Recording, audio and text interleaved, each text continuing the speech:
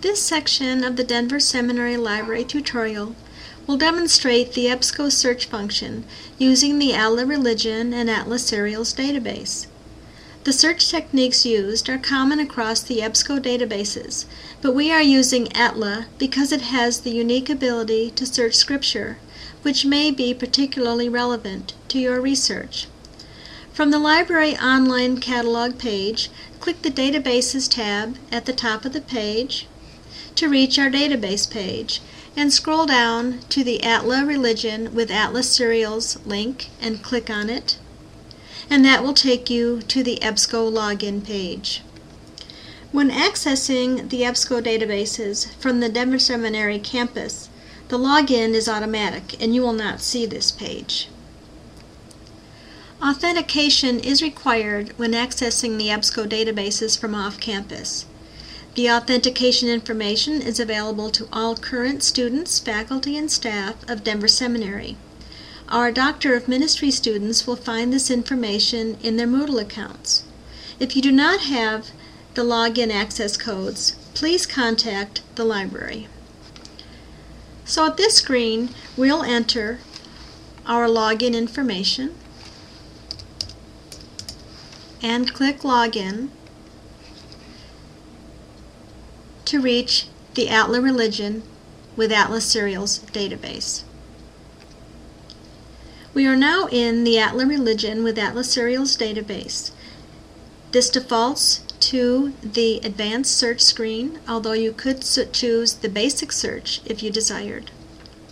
This screen allows single or multiple criteria to be used to search the database, and the search results can be refined to limit the number of items returned in the search. ATLA can be used to search for individual criteria, such as author, title, or subjects or other criteria. You can also add more than one search criteria at this point, and if 3 isn't enough, you can add rows as needed. So now we have 4 rows. Let's remove that last row. This example will focus on a scripture search. So you'll choose Scriptures from the top tabs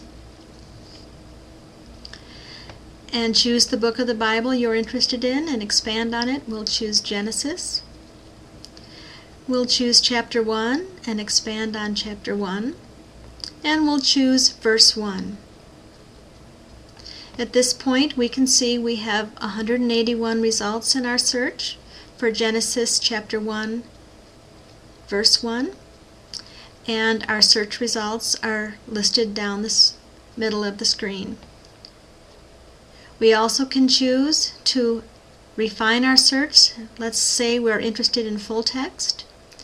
And let's refine our search further and choose to limit the publication date from 1985 to 2010, and we'll click Update.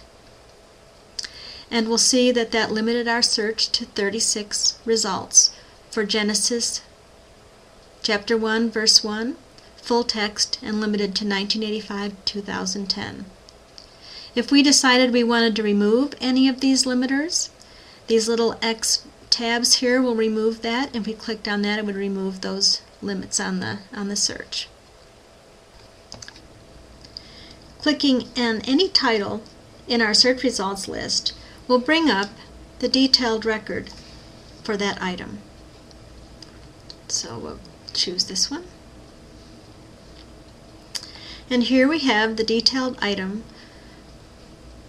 for this title, and we see that it is available in PDF full text, and if we click on that link, we get the full text of that article. You'll notice on the left-hand side you also have the opportunity to choose other articles within that particular journal. Notice on the right-hand side you have other tools. You have the ability to add this article to a folder. You can email it, and you can export the article. If you add it to the folder, you'll notice that it has been added to your folder. And you can see the contents of your folder at this screen. You will lose this folder ability after you log off of EBSCO unless you are signed in to your own account. If you do not have an EBSCO account, which is different than your login information from the seminary, you can set up a new account here. I do have an account, so I will log into that.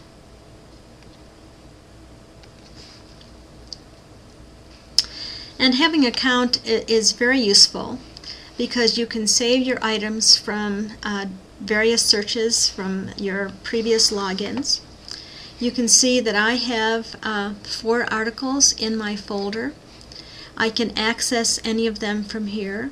I can also save my searches from the screen and rerun them as needed. I can print, email, and export from here as well. Again, we do recommend setting up an account in EBSCO. You can see from the preferences here that it saves the preferences that I like to use in EBSCO. Especially want to point out the default format. I have chosen the Chicago Turabian Humanities format to use when they export my citation information. And you have the option to change that to other formats. You might be interested in the APA format if you're counseling. You can change your page layout or the format you like your results to display in, and you save those here. And those are consistent over any time you are logged into EBSCO and logged into your account. So let's go back to our results list. And again, here we are back to our 36 results for full text Genesis 1 verse 1, limited to 1985 to 2010. But let's decide we do not want to keep that full text limiter on, so we will click that to remove it, and it reruns the search, and we're back to our 181 results.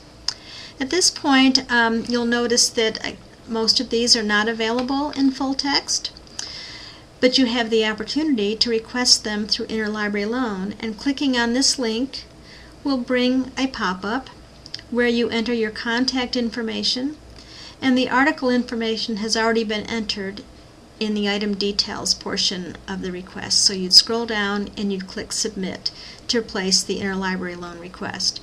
We do ask that you make sure that this journal is not already available within our library. And we also ask that you're a local student before you request an interlibrary loan. We will not mail them out.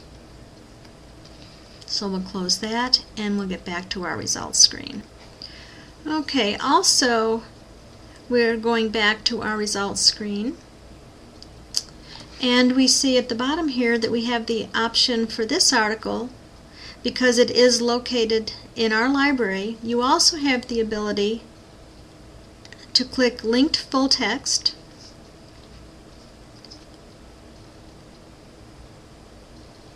and this screen will take you to other EBSCO databases that we have access to, and if it's available there, it will bring up the related information. Again, this is not always available, so check first. So let's go back to our